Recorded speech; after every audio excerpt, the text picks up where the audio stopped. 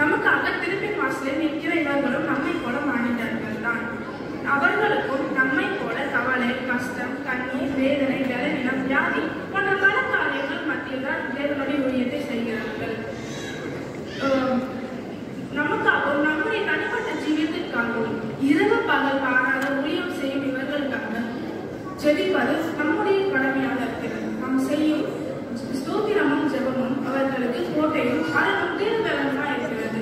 நாங்கள் பாடுகின்ற இந்த பாடலின் மூலமாக அவர்களின் ஊழியத்தை அதன் பாதையை உங்களுக்கு நினைவு கொண்டாட விரும்புகின்றோம்.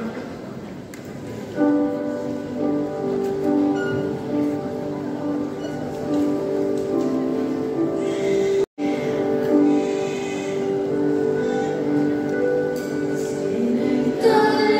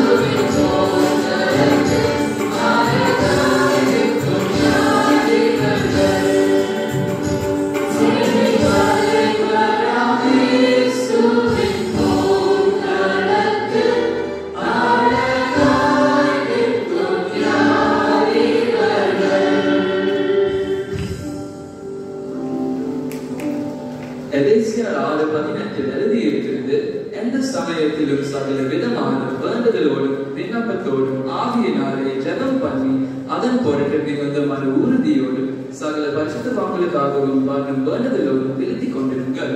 இந்த வசனத்தின் படி நம்முடைய எல்லா பரிசுத்தவான்களுக்காகவும் ஜெபமும் ஸ்தோத்திரமும் செய்வோமாக. அப்பொழுது தேவன் அவர்களை